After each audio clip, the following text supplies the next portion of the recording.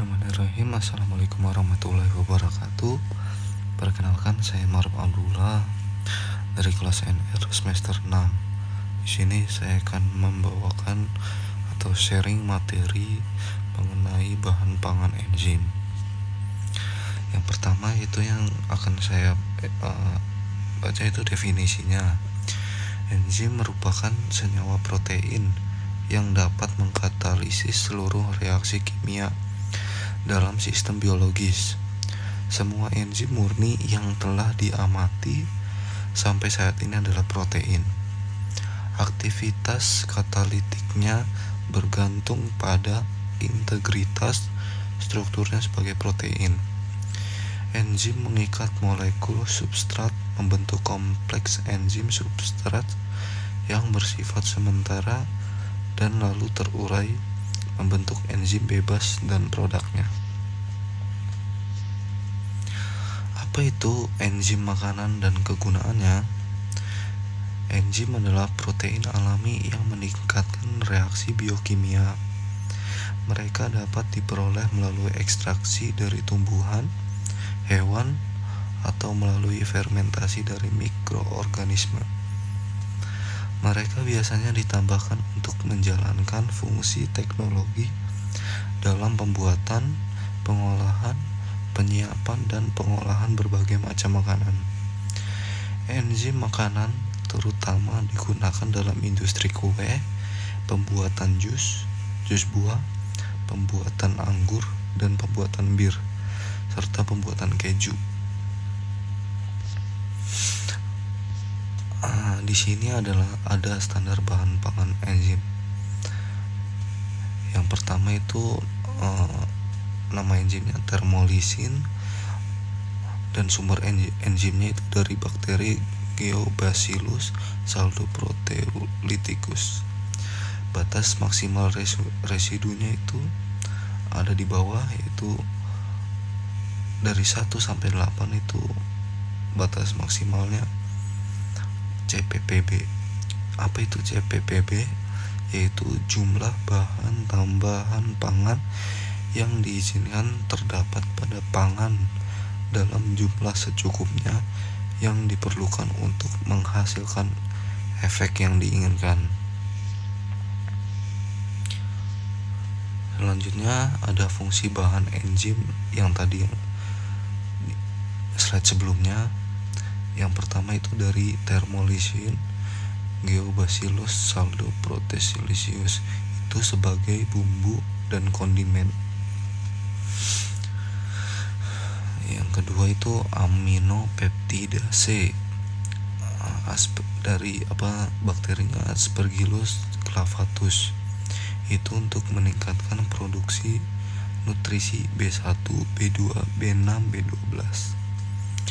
Selanjutnya ada lakase, itu untuk mengoksidasi substrat beracun dan tidak beracun, dan digunakan dalam industri tekstil, pengolahan makanan, pengolahan kayu, farmasi, dan industri kimia.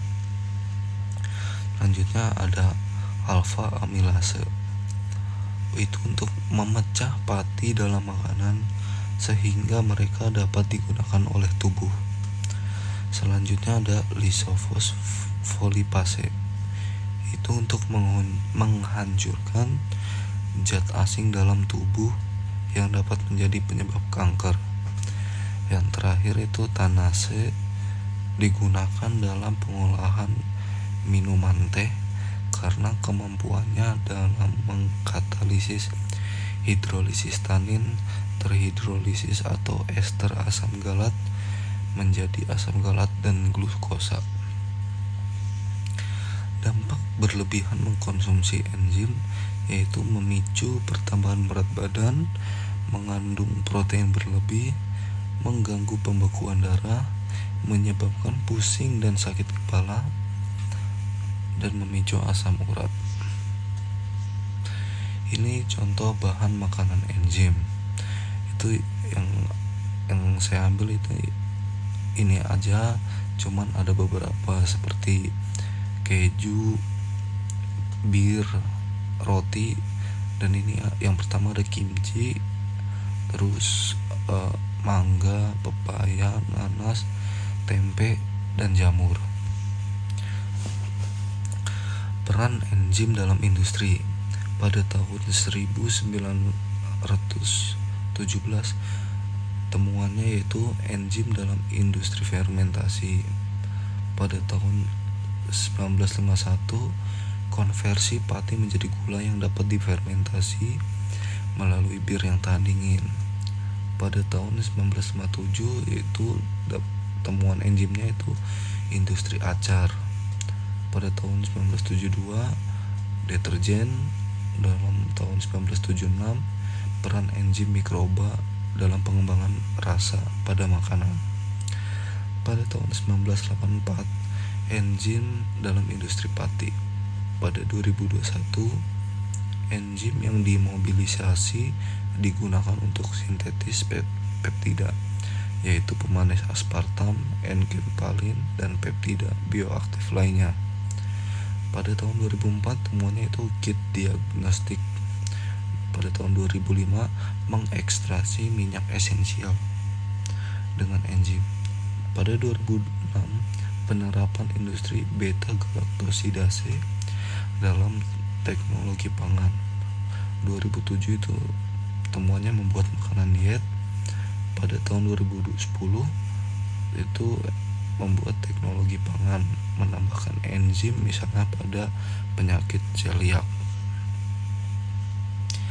Kesimpulan, bahan tambahan makanan atau zat aditif adalah zat-zat yang ditambahkan pada makanan selama proses produksi, pengemasan, penyimpanan untuk maksud tertentu.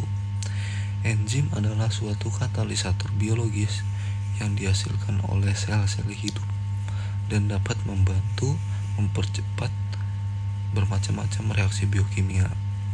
Enzim yang terdapat dalam makanan dapat berasal dari bahan mentah, baik dari hewan, tanaman, atau mikroorganisme yang terdapat pada makanan tersebut, yang dapat menguraikan makanan secara enzimatik, sehingga membuat makanan menjadi lebih empuk, lebih larut, dan lain-lain. Dalam industri makanan atau minuman, enzim banyak digunakan untuk menghasilkan atau meningkatkan kualitas dan keanekaragaman produk melalui mekanisme fermentasi, peragian, dan sejenisnya. Enzim yang biasa digunakan dalam industri makanan dan minuman yaitu rennet, protease, lipase, laktase, katalase, enzim papain, enzim bromelin, amilase, enzim silanase, dan enzim selulase, yang masing-masing memiliki sifat dan karakteristik sendiri, sehingga beberapa enzim memiliki aplikasi yang berbeda. Terima kasih, sekian dari saya, kurang lebihnya mohon maaf. Wassalamualaikum warahmatullahi wabarakatuh.